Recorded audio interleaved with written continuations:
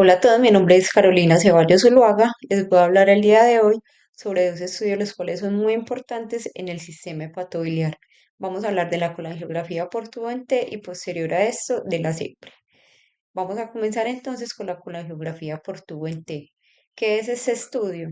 Entonces, ese estudio consiste en la exploración del tracto biliar a través de un tubo o una sonda que tiene forma de T y es insertado en el conducto cístico para el drenaje posoperatorio.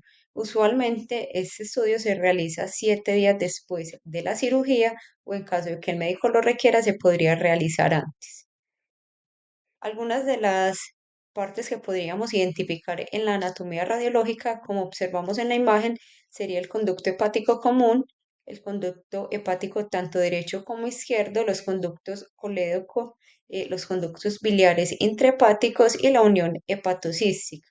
Algunas de las patologías que nos sugieren este estudio podrían ser la coledocolitiasis, que son los cálculos en el colédoco, la estenosis de la vía biliar, sea por algo benigno o maligno, y las fugas biliares que sean posquirúrgicas.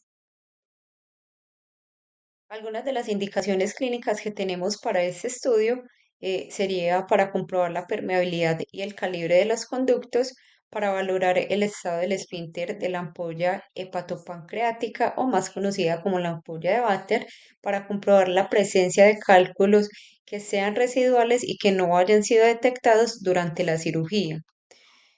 Como preparación y exámenes de laboratorio requeridos, esto va muy ligado a cada institución, pero usualmente se pide un ayuno entre 6 y 8 horas y en algunos casos, en algunas instituciones, se pide como requisito un enema de limpieza que se realizaría 1 hora antes del procedimiento.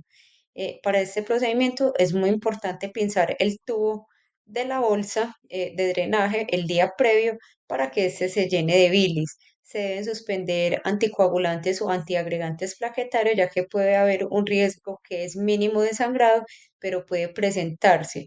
También al momento del estudio se debe presentar los resultados de los exámenes de creatinina, ya que este estudio contiene pues la administración de medio de contraste, el hemograma y los tiempos de coagulación, por lo que mencionaba anteriormente que hay un riesgo mínimo de sangrado o de alguna complicación. Algunos de los materiales que utilizamos para este procedimiento son las jeringas punta catéter, eh, dos pinzas que son estas que vemos en la imagen, gasas, guantes, empapador y muy importante el medio de contraste, que en este caso sería hidrosoluble. También podemos ver en la imagen el tubo en T o sonda, que es muy parecida como una sonda vesical. Un pequeño paso a paso de la realización de este estudio, entonces consistiría inicialmente en preparar nuestra sala de fluoroscopia. Se debe seleccionar y preparar el contraste que vamos a utilizar, que como lo mencionamos anteriormente, debe ser un contraste hidrosoluble. Se debe definir también el posicionamiento y la técnica a realizar. Se debe proporcionar el equipo de protección personal dado un caso de que el acompañante requiere estar en el estudio, o también para nosotros que somos los que vamos a realizar el estudio. Se debe realizar una monitorización del paciente durante el procedimiento, ya que, como mencionamos anteriormente, este estudio contiene medio de contraste. Se deben realizar los rayos X necesarios, se realizaría el drenaje de la bilis y se procedería a inyectar el medio de contraste entre 6 a 8 centímetros. Cabe aclarar que este procedimiento siempre será guiado por guía fluoroscópica. Como proyecciones para este estudio tenemos la AP y la oblicua posterior derecho. También la lateral, que esta se realizaría solo pues en algunos casos como protocolos de alguna institución o a necesidad médica. Podemos ver en las imágenes el posicionamiento, tanto en AP como en oblicua posterior derecha. En la P podemos identificar el conducto hepático derecho, el conducto hepático común, el tubo en T, el conducto hepático izquierdo y el colédoco. Y en la oblicua posterior derecha podemos observar en una imagen un poco más lateralizada el conducto hepático derecho, el conducto hepático común, también pues nuestro tubo en T y el conducto hepático izquierdo. Otro de los temas que vamos a mencionar es la CEPRE o colangiopancreatografía retrógrada endoscópica. Este procedimiento consiste en combinar tanto la endoscopia superior y los rayos X para encontrar y tratar problemas de los conductos, tanto pancreáticos como biliares. Como vemos en la imagen, en la anatomía radiológica podemos identificar el conducto cístico y el colédoco, las vías biliares intrahepáticas y extrahepáticas, la vesícula biliar, la cabeza del páncreas y el conducto hepático.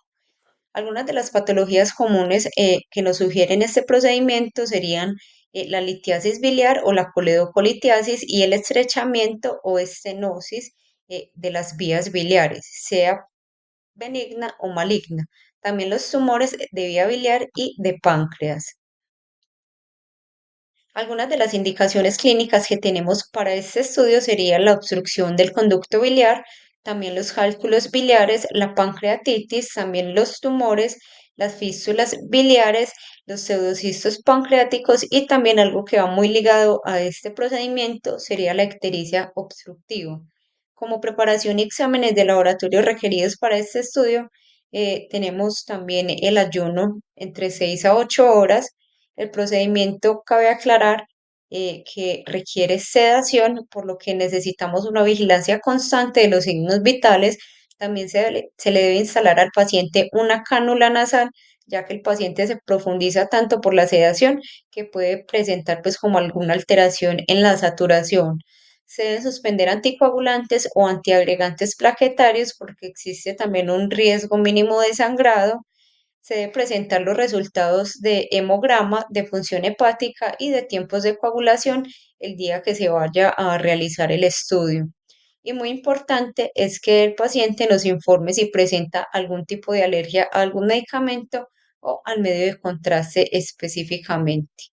Las proyecciones que utilizamos para este estudio serían la proyección lateral. En esta posición, el paciente va a estar en decúbito lateral izquierdo y al ser un estudio que es bajo sedación, no es posible realizar otras proyecciones por la posición del paciente. Como mencionamos, el paciente va a estar sedado y va a tener un endoscopio, lo que imposibilita un poco la movilización. Entonces, esta sería la proyección adecuada para este estudio.